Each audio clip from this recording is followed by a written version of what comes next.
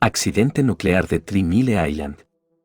El 28 de marzo de 1979 ocurrió un accidente nuclear en la central de 3 Mile Island, ubicada en el condado de Dauphin, Pensilvania.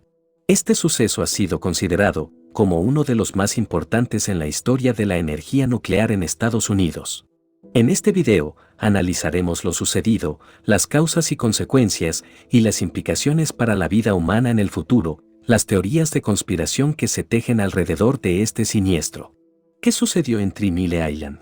La central de 3 Mile Island constaba de 2 reactores, uno de los cuales, el reactor número 2, experimentó una sobrecarga en el sistema de refrigeración debido a una válvula que no funcionó correctamente. Bienvenidos a su canal, Los Misterios del Mundo.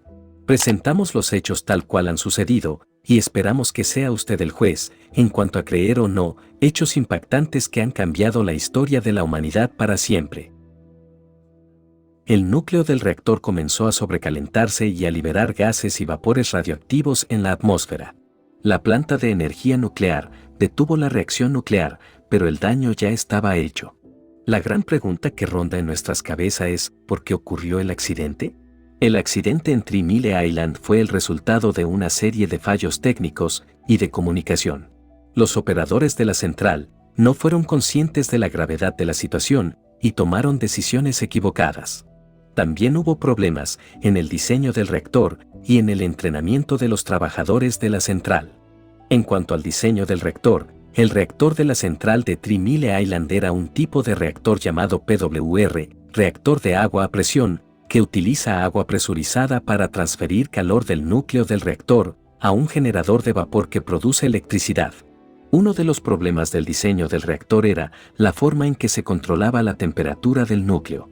El control de la temperatura del núcleo se basaba en un sistema de retroalimentación en el que la temperatura del agua del reactor se usaba para controlar la cantidad de agua de enfriamiento que se suministraba al núcleo. Sin embargo, este sistema de retroalimentación no funcionaba correctamente debido a un diseño defectuoso, lo que contribuyó al accidente. En cuanto al entrenamiento de los trabajadores, varios factores contribuyeron a la falta de capacitación adecuada de los operadores. Por un lado, el operador principal en el momento del accidente había sido entrenado en un tipo diferente de reactor, lo que limitaba su comprensión de los detalles del diseño específico del reactor en 3 Mile Island. Además, la capacitación que se proporcionó a los trabajadores no incluyó suficientes simulaciones de situaciones de emergencia y no se enfocó lo suficiente en el diagnóstico y la resolución de problemas en el sistema de control del reactor. La combinación de estos factores, junto con otros problemas técnicos, llevó a una serie de malentendidos y errores en el manejo de la situación durante el accidente de 3 Mile Island. A medida que los operadores trataban de resolver un problema en el sistema de control del reactor, terminaron agravando el problema y causando una fusión parcial del núcleo del reactor. Afortunadamente, la mayoría de la radiación fue contenida dentro de la planta, pero la central nunca volvió a operar. El accidente en 3 Mile Island tuvo consecuencias a largo plazo para la salud y el medio ambiente. Aunque no hubo víctimas mortales inmediatas, se registraron niveles significativos de radiación en la zona cercana a la central. Un estudio del Instituto Nacional de Cáncer encontró que la exposición a la radiación en el área alrededor de 3 Mile Island aumentó el riesgo de cáncer de tiroides en mujeres. Si comparamos este accidente con el ocurrido en Chernóbil, el accidente en 3 Mile Island fue mucho menos grave que el accidente nuclear de Chernóbil en 1986. En Chernóbil, un reactor explotó y liberó una cantidad significativamente mayor de radiación en la atmósfera. El número de víctimas mortales en Chernóbil se estima en alrededor de 4.000, mientras que en 3 Mile Island no hubo muertes inmediatas. El accidente en 3 Mile Island llevó a una revisión de las prácticas de seguridad en las centrales nucleares en todo el mundo. Las autoridades reguladoras comenzaron a imponer regulaciones más estrictas y a exigir mejor capacitación para los trabajadores de la industria nuclear. Hoy en día, la energía nuclear sigue siendo una fuente importante de energía en muchos países, pero se han implementado medidas para garantizar la seguridad de las centrales y reducir el riesgo de accidentes.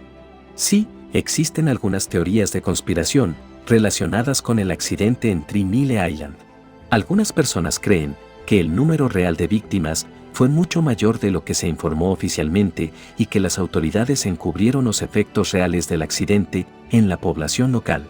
Sin embargo, la gran mayoría de la evidencia sugiere que no hubo encubrimiento y que los efectos del accidente fueron investigados y documentados de manera exhaustiva. En cuanto a las víctimas mortales, como se mencionó anteriormente, no hubo muertes inmediatas relacionadas con el accidente en 3 Mile Island. Sin embargo, sí hubo algunos casos de enfermedades y muertes relacionadas con la exposición a la radiación en las décadas posteriores al accidente. Es importante señalar que estas muertes y enfermedades no se consideran víctimas mortales inmediatas del accidente, ya que no ocurrieron inmediatamente después del accidente en sí. Hubo un trabajador de la central y 2 bomberos que murieron.